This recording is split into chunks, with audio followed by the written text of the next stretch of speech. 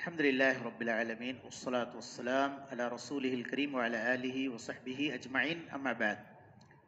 عن أبي أمامة الباهلي رضي الله عنه قال قال رسول الله صلى الله عليه وسلم أنا زعيم ببيت في ربض الجنة لمن ترك المراء وإن كان محقا، وببيت في وسط الجنة لمن ترك الكذب وإن كان مازحا، وببيت في أعلى الجنة لمن حسن خلقه. رواه أبو داود في السنن وصححه الألباني رحمہ اللہ. بھائیو بزرگوں، میں نے ایک حدیث پڑھ کر کے سنائی ہے، حدیث ابی امامہ رضی اللہ عنہ. ہم اور آپ کی بلکہ سارے مسلمانوں کی یہ خواہش ہوتی ہے اور یہ مقصود اور مطلوب ہے ہم سب سے کہ ہم جنت میں لے جانے والے جتنے اعمال ہیں ان اعمال کو بجا لائیں، اور جہنم میں لے جانے والے جتنے اعمال ہیں ان اعمال سے ہم اجتناب کریں. حدیث ابی امامہ الباہلی رضی اللہ عنہ میں اللہ کے نبی صلی اللہ علیہ وسلم نے 3 ایسے اعمال ہیں جو جنت میں لے جانے والے ہیں، بلکہ جنت میں اللہ تبارک و تعالیٰ نے ایک مخصوص درجہ تیار کر کے رکھا ہے ان اعمال کو انجام دینے والوں کے لیے. آئیے حدیث کو پڑھتے ہیں اور اس کا معنی مطلب سمجھتے ہیں. نبی صلی اللہ علیہ وسلم نے ارشاد فرمایا کہ میں جنت میں ایک کنارے ایک محل کی ضمانت دیتا ہوں اس بندے کے لیے جو بندہ حق پر ہوتے ہوئے بھی جھگڑا ترک کر دے. یہ صفت اپنے اندر پیدا کرنا ہے کہ حق کبھی جھگڑا ہو، اختلاف ہو، اگر آپ حق پر بھی ہیں تو جھگڑے کو ترک کر دیں. اس کے بدلے میں جنت کے کنارے ایک محل اللہ تبارک و تعالیٰ آپ کے لیے تیار کرے گا، اور نبی صلی اللہ علیہ وسلم اس کی گارنٹی دیتے ہیں. اسلام کا یہ مزاج ہے کہ ہم آپس میں مل جل کر رہیں، بھائی چارگی کا مظاہرہ کریں اور اختلاف سے بچیں. اسلام ہر طرح کے اختلاف سے ہمیں روکتا ہے، چونکہ اختلاف ایک مذموم صفت ہے.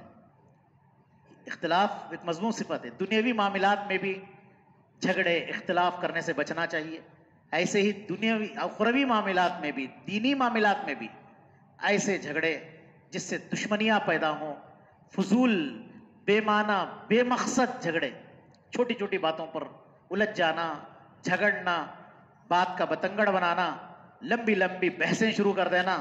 اور آج کل تو سوشل میڈیا نے اس بات کو اور جھگڑوں کو طول دینے کے لیے بڑی آسانی پیدا کر دی ہے.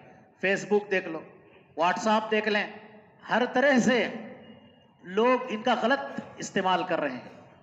بھائیو، اگر ہم پیارے نبی صلی اللہ علیہ وسلم کی اس وصیت پہ غور کریں کہ اللہ کے نبی صلی اللہ علیہ وسلم نے گارنٹی دی ہے کہ جنت میں کے کنارے ایک محل کی جو آدمی حق پر ہوتے ہوئے جھگڑا ترک کر دے، تو پھر یہ بات اچھی طرح سے سمجھ میں آتی ہے کہ بے مقصد جھگڑا تو کرنا ہی نہیں چاہیے. کسی بھی طرح سے بے معنی فضول باتیں تو کرنا ہی نہیں چاہیے، اور ایسی بحث جس کا کوئی نتیجہ نہ ہو. ٹھیک ہے؟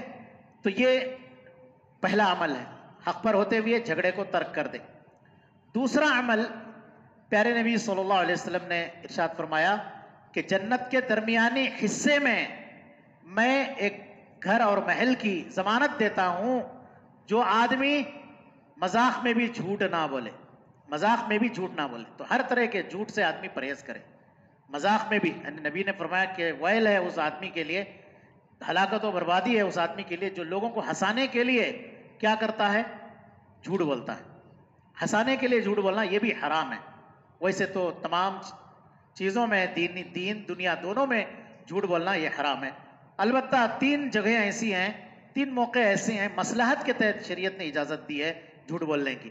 مثلا میاں بیوی میں کچھ اختلاف ہو گیا، تو اب آدمی شوہر اپنی بیوی کا دل جیتنا چاہتا ہے، تو کوئی ایسی بات کہہ دی اس کے دل کو جوڑنے کے لیے، اس کا دل جیتنے کے لیے جو خلاف واقع ہے، جو جھوٹ پر مبنی ہے، تو کوئی بات نہیں، شریعت نے اجازت دی ہے تالیف قلب کے خاطر.